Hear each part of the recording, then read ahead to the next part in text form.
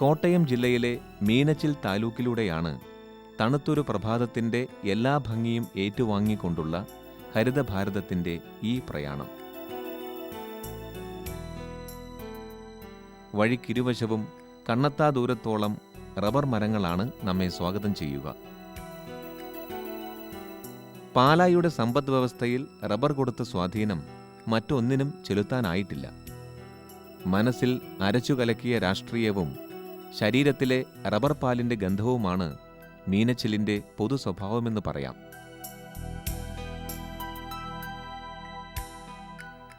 Rubber മരങ്ങൾ പാലായ്ക്കു പകർന്ന അതിരുകളില്ലാത്ത ഐശ്വര്യം വിവരണാതീതം തന്നെയാണ്.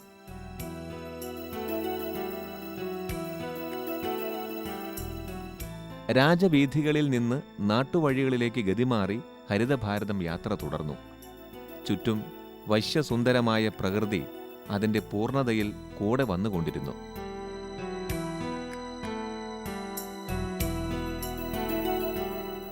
സമൃദ്ധിയുടെ നക്ഷത്ര വെളിച്ചമുള്ള ഒരു ഉമ്മറത്തേക്കാണ് ഹരിതഭാരതം ചെന്നെത്തിയത്.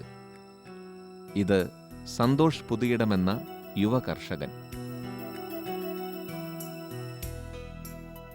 കൂവ എന്ന ഔഷധ ഭക്ഷ്യവിളയുടെ അനന്ത സാധ്യതകൾ കണ്ടെത്തി അതിന് പുതുജീവൻ നൽകി ഈ കർമ്മയോഗി. അന്യമാകുന്ന പ്രകൃതി വിഭവങ്ങളെ വേണ്ട വിധത്തിൽ ഉപയോഗപ്പെടുത്തുക വഴി വരും തലമുറയോട് നീതി കാണിക്കാനാവുമെന്ന് ആത്മാർത്ഥമായി വിശ്വസിക്കുന്ന കർഷകനാണ് സന്തോഷ്. അതുകൊണ്ടാണ് മലയാളി അവഗണിച്ചു പോന്ന കൂവയെ മുൻനിരയിലേക്ക് ഉയർത്തിക്കൊണ്ടുവരാൻ സന്തോഷ് തീരുമാനിച്ചത്. യുദ്ധങ്ങൾ സർവ്വസാധാരണമായിരുന്ന പുരാതന കാലത്ത് അമ്പ് ശരീരത്തിലേൽപ്പിക്കുന്ന മുറിവിനെയും അതുവഴിയുള്ള വിഷബാധയെയും തടയുന്നതിന് കൂവക്കിഴങ്ങിൻ്റെ നീര് ഒരു ലേപനമായി ഉപയോഗിച്ചു വന്നിരുന്നു. അതുകൊണ്ടാവാം സായിപ്പ് ഇതിനെ ആരോ റൂട്ട് എന്ന് വിളിക്കുന്നത്.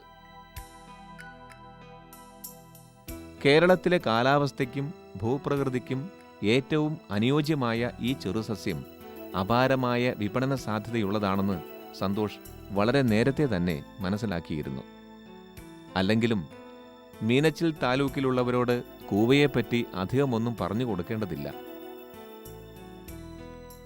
ഇവിടുത്തെ എല്ലാ വീടുകളിലും 4-5 അടങ്ങഴി കൂവപ്പൊടിയെങ്കിലും എപ്പോഴും കരുതി വെച്ചിട്ടുണ്ടാവും.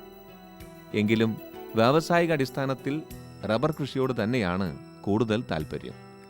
സന്തോഷിന്റെ പിതാവും ഒരു റബ്ബർ കർഷകനായിരുന്നു. അച്ഛനെ പിന്തുടർന്ന് സന്തോഷും റബ്ബറിലാണ് കാർഷിക ജീവിതം തുടങ്ങിയത്. 7 ഏക്കർ വരുന്ന കൃഷിയിടത്തിലെ പ്രധാന വിള റബ്ബർ തന്നെയായിരുന്നു. കൃഷി ഒരു ചൂതാട്ടമാണെന്ന് പറയുന്നതിനെ ന്യായീകരിക്കും വിധം ഒരു കാലത്ത് റബ്ബറിൻ്റെ വില ഇടിഞ്ഞു. മറ്റു വിളകൾക്ക് കാര്യമായ കേടുബാധകളും വ്യാപിച്ചു. ആ സമയത്ത് പുരയിടത്തിൽ ധാരാളമായി സ്വമേധയാ വളർന്നു നിന്ന കൂവയാണ് രക്ഷകനായെത്തിയത്.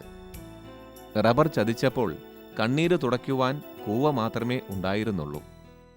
കൂവ ഇങ്ങനെ ധാരാളമായിട്ട് ഇങ്ങനെ തൊടികളിലൊക്കെ നിൽക്കുന്നത് കണ്ടു. ഒരുമാതിരി ഒരു വില, അന്നത്തെ കാലത്ത് ഒരുമാതിരി നല്ലൊരു വില. പിന്നെ കൃഷിനാശം എന്ന് പറയുന്ന ഒരവസ്ഥ ഇതിന് വരാറില്ല. കാലാവസ്ഥ ഒട്ടും തന്നെ ബാധകമല്ല. അപ്പോൾ കാലാവസ്ഥയൊക്കെ അതിജീവിച്ച് നിൽക്കുന്ന ഒരു ചെടി ആയതുകൊണ്ട് ഇത് ചെയ്തു കഴിഞ്ഞാൽ നമുക്ക് കൂലിച്ചിലവും മറ്റ് ചിലവുകളും കുറവായിരിക്കുമല്ലോ എന്നുള്ളൊരു കണക്കൂട്ടലും, കിട്ടുന്നത് നമുക്ക് ലാഭമാണല്ലോ എന്നൊരു തോന്നൽ, ആ ഒരു കണക്കൂട്ടലാണ് കുറച്ച് കൃഷി ചെയ്യാൻ പ്ലാനിട്ടത്. കൂവക്കിഴങ്ങിന് നല്ല വില കിട്ടി. വിശ്വസിച്ച് കൃഷി ചെയ്യാവുന്ന ഈ വിളയ്ക്ക് കാലാവസ്ഥാ വ്യതിയാനം കാര്യമായ ദൂഷ്യങ്ങൾ വരുത്തുന്നില്ല. തന്നെയുമല്ല, പണിച്ചിലവും വളരെ കുറവാണ്. കുറച്ചുകൂടി കൂവ നട്ടാലെന്ത് എന്ന ചിന്തയായി സന്തോഷിന്. 12 വർഷങ്ങൾക്ക് മുമ്പാണിത്. റബ്ബറിൻ്റെ റീപ്ലാന്റിംഗ് സമയത്ത് 1 ഏക്കർ സ്ഥലത്ത് ഇടവേളയായി കൂവ നട്ടുപിടിപ്പിച്ചു. മഞ്ഞക്കൂവയും നീലക്കൂവയും അതിലുണ്ടായിരുന്നു. അക്കാലത്ത് അങ്ങേയറ്റം പണിച്ചെലവ് വരുന്ന മഞ്ഞളിന് കിലോയ്ക്ക് 15 രൂപ കിട്ടുമായിരുന്നെങ്കിൽ കൂവ കീശയിലെത്തിച്ചത് 12 രൂപയായിരുന്നു. കൂട്ടിക്കുറച്ച് നോക്കുമ്പോൾ കൂവ തന്നെ ലാഭം. മഞ്ഞളിനേക്കാൾ കിഴങ്ങ് കൂവയിൽ കൂടുതലുണ്ട്. എവിടെ വേണമെങ്കിലും പരിചരണങ്ങളൊന്നും കൂടാതെ വളരുന്ന ഈ ചെറുസസ്യം സന്തോഷിന് നന്നേ ബോധിച്ചു.